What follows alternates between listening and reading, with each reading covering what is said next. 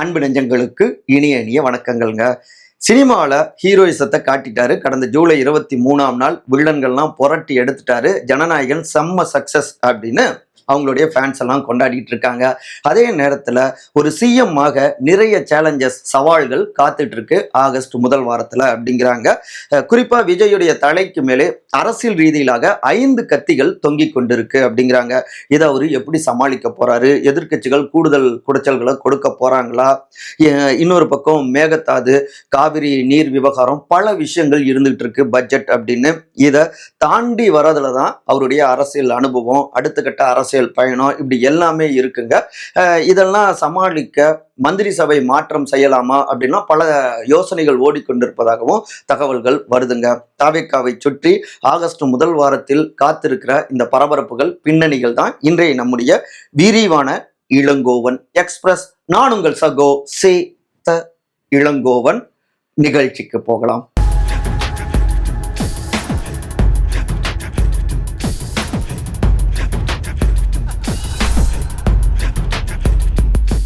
தாவேக்கா தலைக்கு மேலே மிரட்டும் 5 அரசியல் கத்திகள்.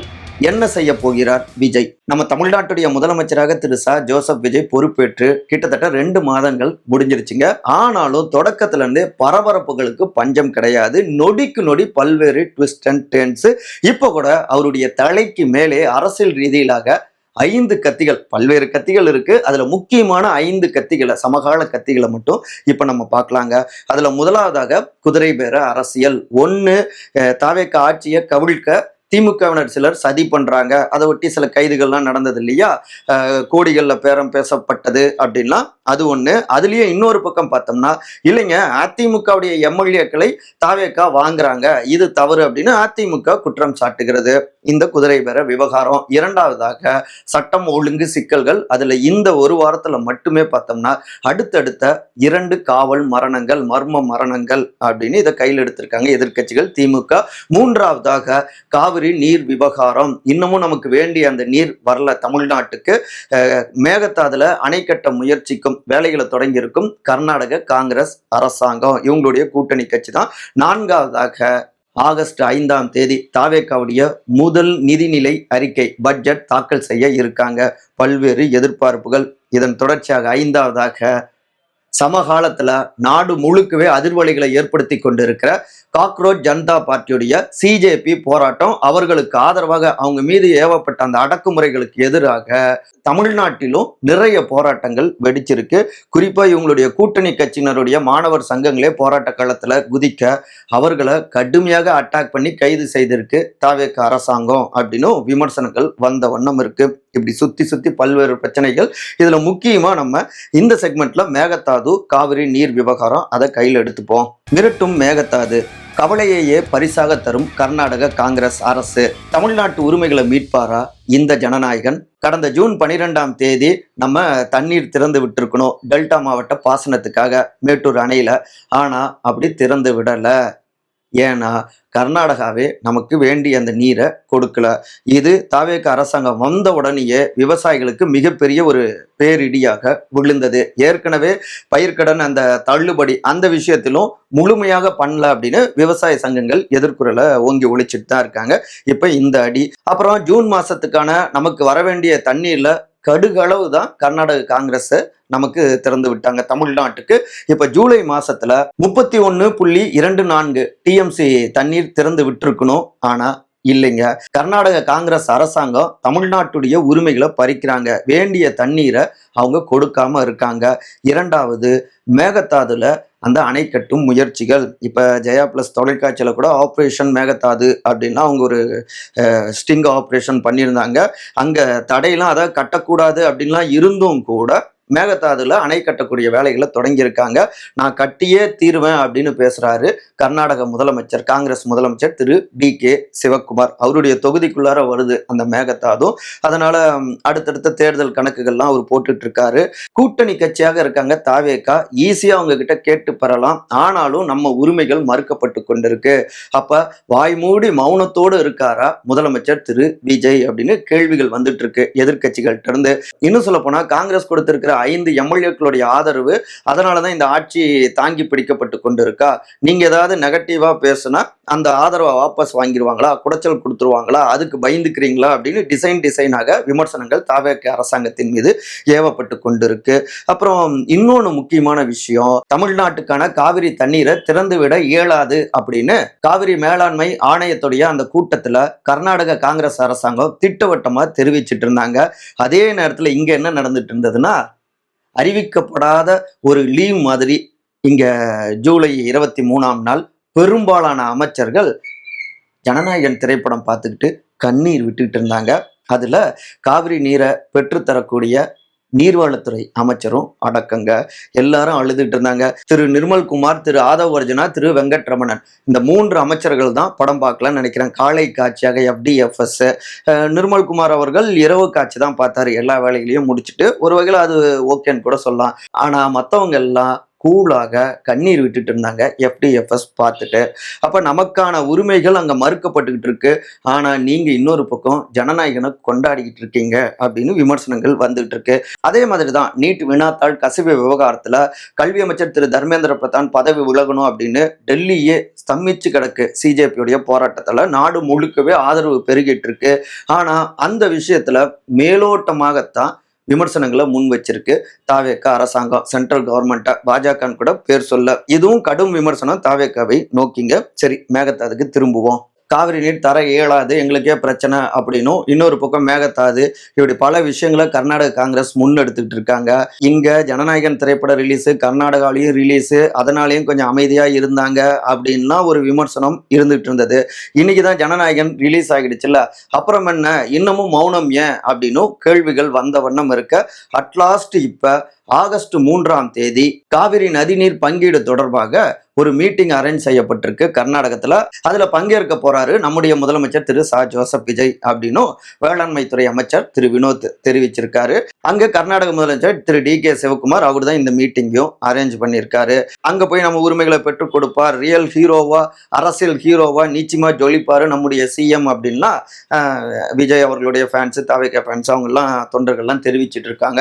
ஆனாலும் இன்னொரு பக்கம் இந்த மீட்டிங்லயே நம்ம பங்கேற்க கூடாது அப்படின்னும் எதிர்வினைகள் வந்துகிட்டு இருக்கு.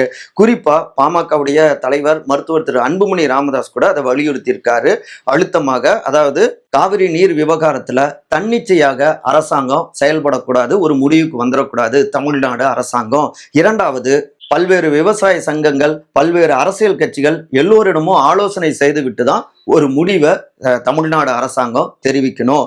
மூன்றாவது, இப்போதைக்கு பெங்களூர் போய் இந்த மீட்டிங்ல பங்கேற்பதை திரு விஜய் கைவிடணும் முதலமைச்சர். அதே நேரத்துல சட்ட ரீதியாகவே நம்ம பக்கம்தான் நியாயம் இருக்கு. ஸோ சட்ட ரீதியாகவே நமக்கான காவிரி நீரை பெறுவதற்காகவும் அப்புறம் மேகதாது அணை கட்டுவதை தடுப்பதற்காகவும் சட்ட ரீதியாக போராடணும் அப்படின்னு வலியுறுத்தியிருக்காரு.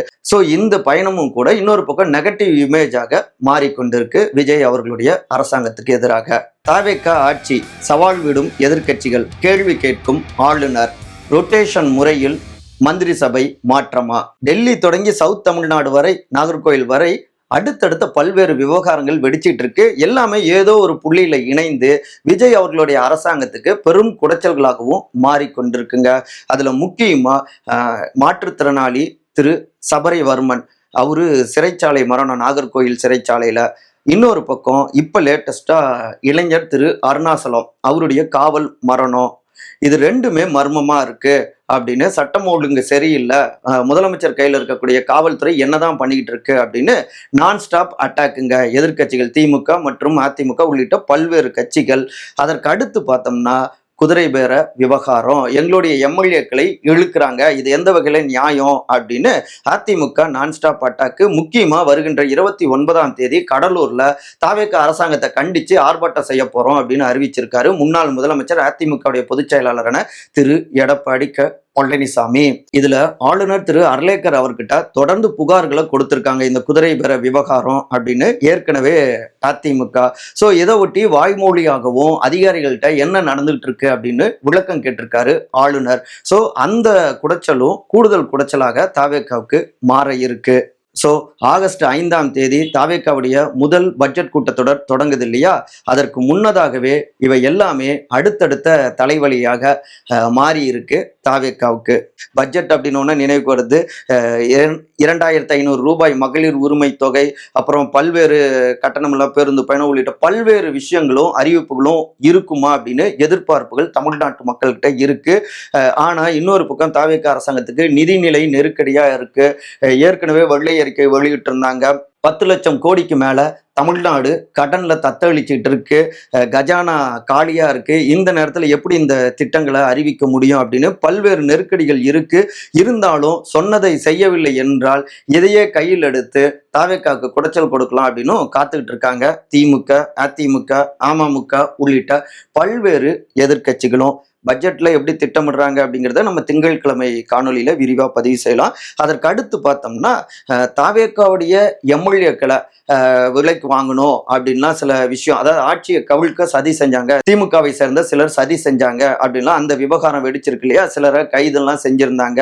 முன்னாள் அமைச்சர் திரு செந்தில் பாலாஜி அவருக்கும் சம்மன்லாம் அனுப்பியிருந்தாங்க. இந்த விவகாரம் வெடிச்சிட்டு இருக்கு இல்லையா? இதுல கூடுதல் அலர்ட்டாகவும் தாவேக்க தலைமை இருக்காங்க. ஏன்னா இயக்கத்திலிருந்து தொடக்க காலத்திலிருந்து வந்தவர்கள் பலர் எம்எல்ஏக்கள் ஆகியிருக்காங்க. ஆனாலும் பெரும்பாலானவங்க மந்திரிகளா ஆகல. மாற்றுக் கட்சியிலிருந்து வந்தவர்கள் தான் அதிக அளவுல மந்திரிகளாகவும் ஆகியிருக்காங்க. ஸோ சொந்த எம்எல்ஏக்கள் நிறைய பேருக்கு அதிருப்தி இருக்கு. இன்னொரு பக்கம் பலர் எம்எல்ஏக்களாகவும் சீட் கிடைக்கல. அதே நேரத்தில் அவங்களுக்கு கட்சியிலையும் உயர்ந்த பொறுப்புகளும் எதுவும் கிடைக்கல. இதுலேயும் व्यசனங்கள் இருந்துகிட்டு இருக்கு. மூன்றாவதாக கிட்டத்தட்ட ஒரு 40 வாரியங்கள் இருக்கு. வாரிய தலைவர்களாக முடிஞ்ச வரைக்கும் தெரிஞ்சவங்கள, வேண்டப்பட்டவங்கள அவங்கள நியமிச்சிட்டு இருக்காங்க. அந்த ஒரு பொறுப்பு கிடைச்ச வகையில் ஹாப்பி தான் சிலருக்கு. ஆனாலும் காத்துட்டு இருக்கவங்க நிறைய பேர் இருக்காங்க. எல்லோரையும் திருப்தி செய்ய முடியல. ஸோ அங்கேயும் சில அதிருப்திகள் இருக்கு. நான்காவதாக எம்எல்ஏக்களாக இருந்தாலும் கட்சியில முக்கிய பொறுப்பு அப்படின்னு கிடைக்காமலும் நிறைய பேர் இருக்காங்க. ஸோ இவங்க எல்லோரையும் குறி வச்சும் எதிர்கட்சிகள் சில அசைன்மெண்ட்டுகளை முன்னெடுக்கிறாங்களோ அப்படின்னு தாவேக்கா சைட்லயும் அச்சம் இருக்கு. அதனால என்ன முடிவுக்கு வந்திருக்காங்கன்னா, சத்தம் இல்லாம ஒவ்வொரு மந்திரிகளுடைய செயல்பாடுகள் குறித்தும் இப்பவே மதிப்பெண் போடவும் தொடங்கிட்டாராமா சிஎம். அதுல அதிக மதிப்பெண்களை பெறுபவர்கள் அமைச்சர் பதவி பறிக்கப்படாது. ஆனா ஃபெயில் மார்க் எல்லாம் எடுத்தா நிச்சயமாக அவங்களுடைய அமைச்சர் பதவி பறிக்கப்படலாம் அப்படின்னு சொல்றாங்க. இன்னொரு பக்கம் இந்த பட்ஜெட் கூட்டத்தொடருக்கு அப்புறம் சுழற்சி முறையில எல்லோருக்கும் வாய்ப்பு கொடுக்கக்கூடிய வகையில அமைச்சரவை மாற்றங்கள் பண்ணலாம், மாத்தி மாத்தி பொறுப்புகளை கொடுக்கலாம், அப்புறம் புதியவர்களையும் அந்த பொறுப்புகளுக்கு கொண்டு வரலாம். ஏற்கனவே அமைச்சரா இருந்தவர்களுக்கு வேற கட்சியில மிக முக்கியமான வலிமையான பொறுப்புக்கு அவங்கள மாற்றலாம். இப்படி சுழற்சி முறையில, ரொட்டேஷன் முறையில நம்ம மந்திரி சபை மாற்றத்தை நிகழ்த்தினா எல்லோருக்கும் வாய்ப்பு கிடைச்சதாகவும் இருக்கும். எல்லோரையும் சீராக பார்ப்பதாகவும், தலைமை பார்ப்பதாகவும், எல்லோரும் இணைந்து வேலை பார்க்கவும் உதவும். எதிர்கட்சிகளுடைய சதியும் முறியடிக்கலாம் அப்படின்னு பல்வேறு கணக்குகளும் தாவேக்கா வட்டாரங்கள்ல ஓடிக்கொண்டிருக்கு அப்படிங்கிறாங்க. ஆக மொத்தத்துல இந்த ஆகஸ்ட் முதல் வாரத்துல பல்வேறு அரசியல் ஆக்ஷன் சீன்ஸ் இடம்பெறும் அப்படிங்கிறது மட்டும் இப்பவே சொல்ல முடியுதுங்க. கிளைமாக்ஸுக்கு முன்னாடியே உச்சகட்ட பரபரப்பு. பார்ப்போம். மற்றபடி இதே போன்ற அரசியல் சார்ந்த காணொலிகளுக்கான உங்கள் சகோ சேத்தலங்கவன் சேனலை எல்லோருக்கும் பகிர்ந்துக்கோங்க. அன்பால் ஒருங்கிணைந்திருப்போம். நன்றி, வணக்கம்.